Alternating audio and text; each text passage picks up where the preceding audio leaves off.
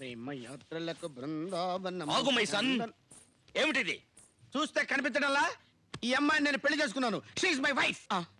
కన్న తండ్రిని నాతో ఒక్క మాట కూడా చెప్పకుండా ఇలా దొంగ పెళ్లి చేసుకుని రావడంలో ఏమిటి నీ ఉద్దేశం? కన్న తండ్రి అయితే చెప్పొచ్చురా, ఊర పందికి చెప్పాల్సిన అవసరం లేదు. సరే, జరిగింది ఏదో జరిగిపోయింది.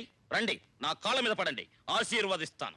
ఒరే సునక జనక, నీ పాదాలకు నమస్కారాలు చేస్తే శుభాలు జరగవురా, సకల పాపాలు చుట్టుకుంటాయి. యాండి, ఎంత కాదనుకున్నా ఆయన మీకు తండ్రి, నాకు మామగారు.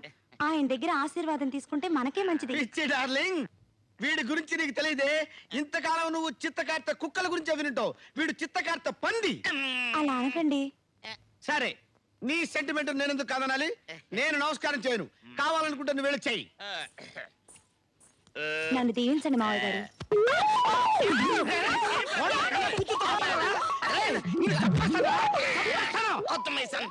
తప్పుగా భావించద్దు. ఈ రోజుల్లో అమ్మాయిలు వంగితే పాములు వెళ్తున్నాయి.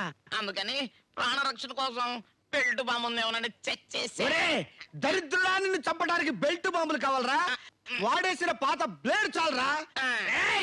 నీచుడా, కామ పిశాచి, నువ్వు నా ఇంట్లో ఉంటానికి వీలేదురా.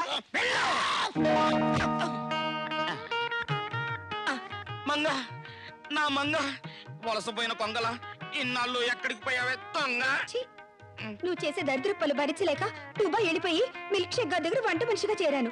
ఆ షేక్ ని తట్టుకోలేక ఉద్యోగం మానేసి ఇండియా వచ్చేసాను. ఏమైతేనే నువ్వు మళ్ళీ నా దగ్గరికి తిరిగి వచ్చేసి.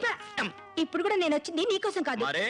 చిన్నప్పుడు నీ దగ్గర వదిలి వెళ్ళిపోయానే, నా బిడ్డ ధనుష్, వాడి కోసం వచ్చాను. అమ్మా, అదిగా బాబు. అమ్మా, బాబు, అమ్మా, బాబు, అమ్మా, బాబు, అమ్మా. ఒక్క నిమిషం రా డార్లింగ్, ఇది నీ కోడలమ్మా. ఇది ఇంట్లో అడుగుపెట్టిన వేళా విశేషం. ఇన్నాళ్ళు నాకు దూరమైన నా తల్లి ఇప్పుడు దగ్గరైంది. మమ్మల్ని ఆశీర్వదించమ్మా. అలాగే బాబు.